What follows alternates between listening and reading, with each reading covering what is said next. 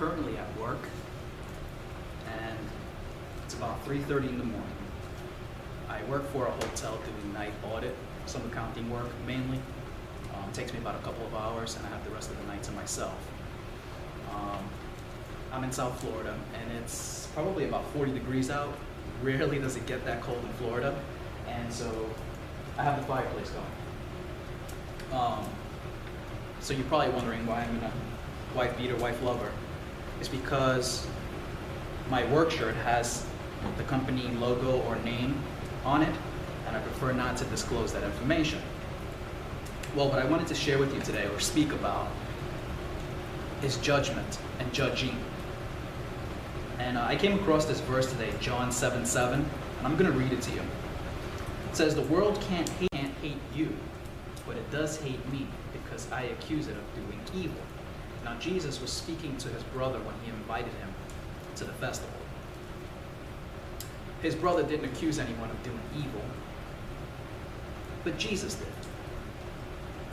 So it's a form of judgment on evil actions, an accusation that their actions weren't right and righteous or holy in the eyes of God.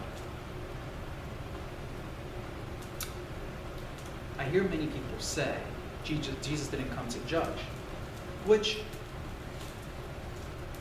there is a verse that states it, but they take it out of context. He didn't come to judge as far as final judgment is concerned. If Jesus showed up and automatically gave final judgment, then what was the point of him showing up? He has to give us a grace period in order for us to get right with the Lord. And this is the reason why he gave us his words in Scripture from the Word, Jesus. So we have time, but let's not take the time for granted.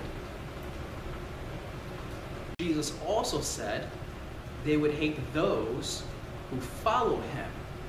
He promised that to those who truly follow him. If they hated me, naturally they will hate you. The servant is not greater than their master. Well, why would they hate you?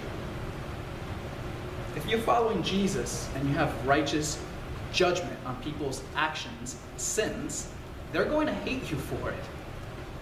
They're going to hate you for it. I'm living proof of that. I've seen it firsthand. Instead of seeing the wisdom that you're giving them, they reject it usually, or they defend their sins because they have no intent on changing them. And they'll throw Matthew 7:1 at you, which says not to judge, but they won't read all the way down to 3 or 4, where it tells you to get the speck out of your eye so that way you can judge correctly. The speck is sin. You can't tell someone to stop sinning and stop evil motives or evil actions if you have evil motives, actions, and sin. It's all fairly clear. It's all really simple. Just a little common sense or spiritual sense goes a long way. Even Paul spoke about it. 1 Corinthians 5:12, he tells you it is your responsibility. 1 Timothy 5:20, I command you to judge those who are sinning. Reprimand them. That's true love. And I'll make another video on love. This is my first video. It's a little awkward speaking to the camera. I'm trying to get used to the whole speaking into a camera. I'm usually used to speaking to people one-on-one or even an audience. But again, I'm going to read this. The world can't hate you, but it does hate me. I accuse it of doing evil. He even criticized the teachers of religious law in Matthew 23.